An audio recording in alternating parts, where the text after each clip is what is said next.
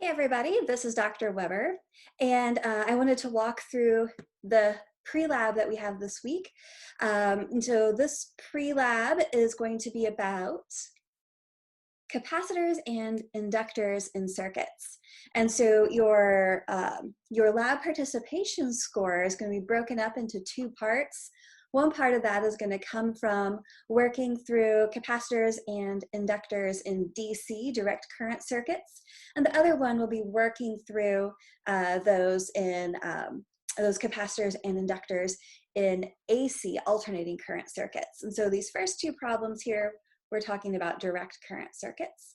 So direct current circuits are ones in which the voltage supplied by your EMF source, your voltage source, remains constant over time. So really great examples of DC power supplies are batteries. So we're going to consider a circuit in which a DC battery is placed in series with a resistor and a capacitor. So here we have our, let's say, battery. We've got a resistor, here's our capacitor.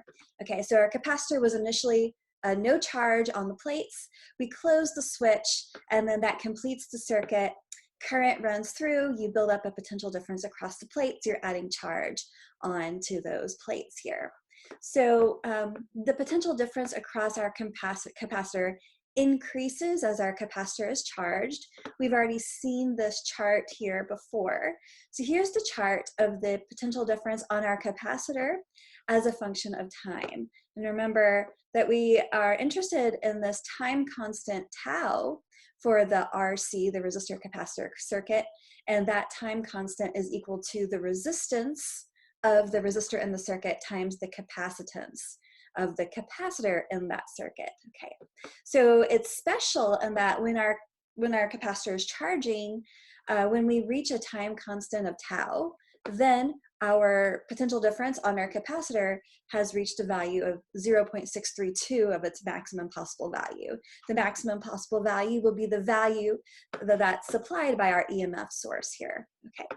Now, once our capacitor is fully charged after many time constants tau, it can be used to supply a current to a connected device, and that's effectively discharging our capacitor. We've stored up all this charge, all this energy, we want to let it go when we discharge it.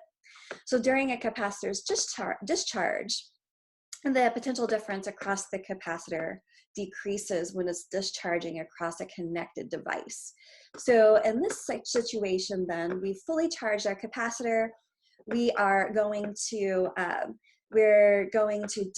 disconnect it from the power source, and then we're going to connect our capacitor just to the resistor. We're going to close the switch. So then our capacitor is going to discharge through this resistor here, okay? And this is the plot of the potential difference on our capacitor as it discharges. And when we reach the constant tau, time constant tau in time, then our capacitor, the potential difference across it has decreased to 0.368 of its maximum value. So it decreases pretty rapidly here. Okay, so here are the equations that govern what the potential difference looks like on our capacitor when we're charging and when we're discharging. Okay, and we already talked about the time constant. So we're going to think about this question here. We have a 100 ohm resistor. It's placed in series with the 0.1 farad capacitor as in our top image up here. Okay, the circuit is supplied by a 10-volt battery, and the switch is closed at time t equals 0. At what time in seconds will the voltage on the capacitor reach 0.632 of its final value? Okay, so I'm going to work through that problem behind me on my board here. We're looking for the time when the voltage on our capacitor reaches 0.632 of its final value. Okay, so V, that's our potential difference that we're looking at some time t. We're looking for it when it reaches 0.632 of its final value, okay? So we're gonna set this V to be 0.632 times its maximum possible value, which is V0, okay? That equals V0 times 1 minus e to the minus t over tau, okay? And so in both cases, you see that I've got V0 on both sides, that cancels away. So we don't even care the EMF supplied by our voltage source in this case. Okay, so now I've got 0.632 equals 1 minus e to the minus t over tau. I'm looking for this time right here, okay? So I know tau is going to be our resistance times our capacitance, okay? So I'm trying to solve this equation and isolate that t somehow. How do I do that? So, well, I've got this minus e here. I'm going to add that to the other side and subtract my 0.632 to the other side of my equal sign. Okay, so I'm going to move this term to the other side of my equal sign. E minus t over tau is equal to 1 minus 0.632. Okay, so 1 minus 0.632, that is 0.368.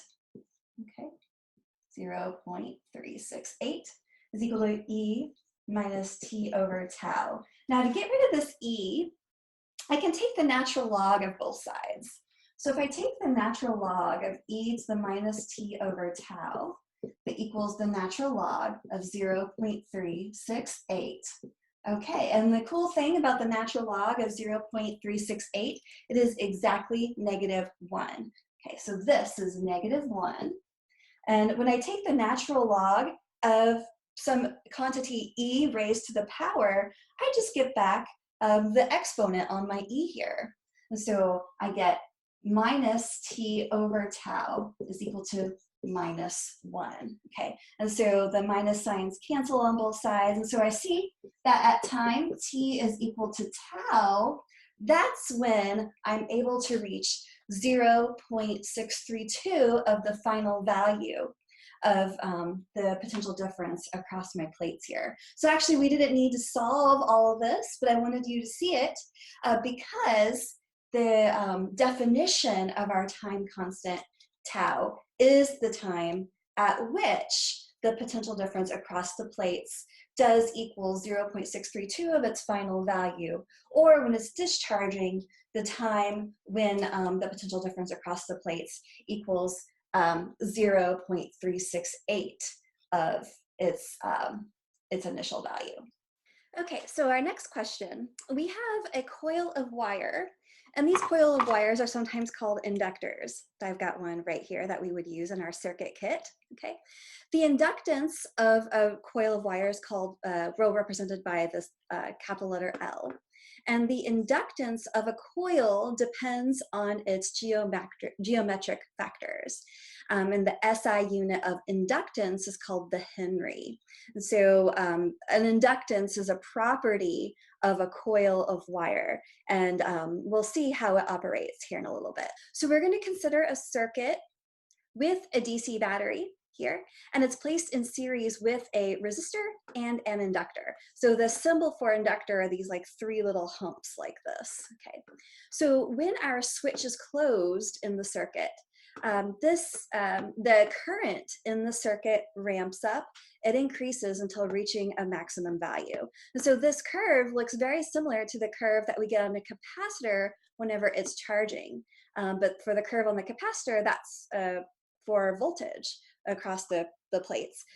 This curve is for the current that we can build up inside our circuit, okay? And so we see that at its characteristic time, tau, the current in the circuit reaches 0.632 of its maximum current value that it could achieve.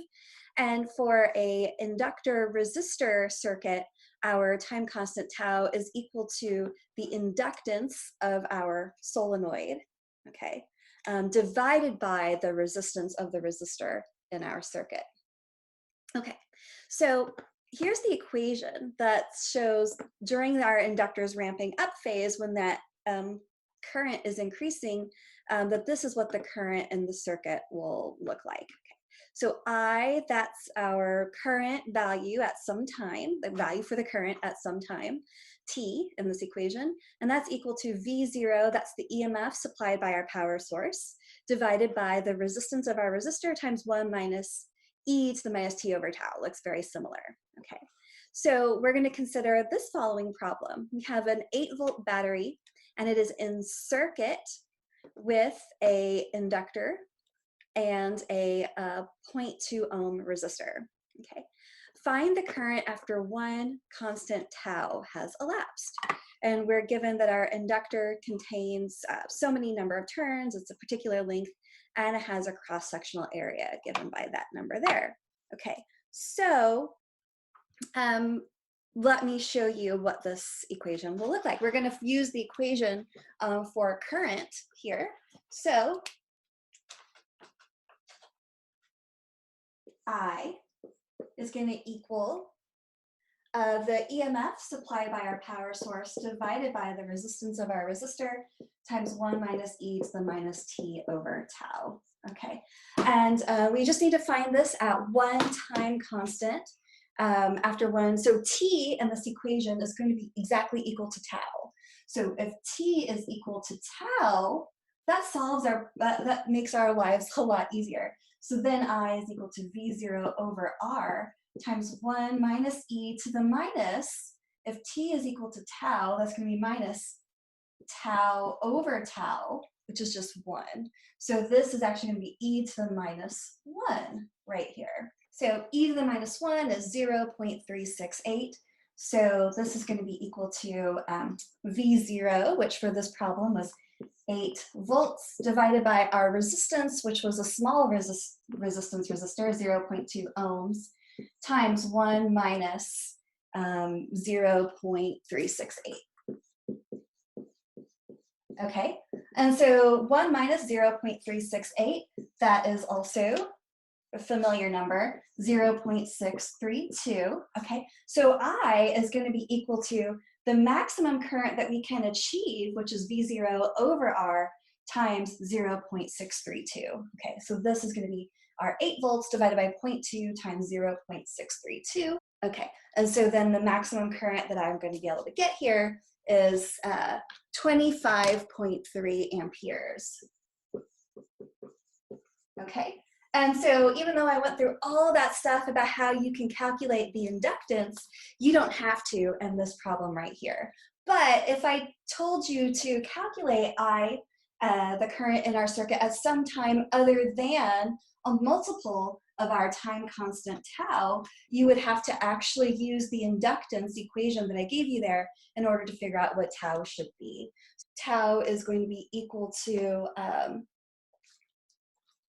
our inductance over the resistance. So to find the inductance, you'd have to use this equation here, mu 0 n squared a all over the length. So if I'm going to calculate the inductance of my solenoid here, I need to do 4 pi times 10 to the minus 7, and it has units of Tesla times meter over ampere. I multiply that by the number of turns of my wire, or solenoid, which was 1,810, square that, and then I'm running out of room here. I need to multiply this by the cross-sectional area, which here is 6.7 times 10 to the minus 4 meters squared. And then I divide all of that by the length of my solenoid.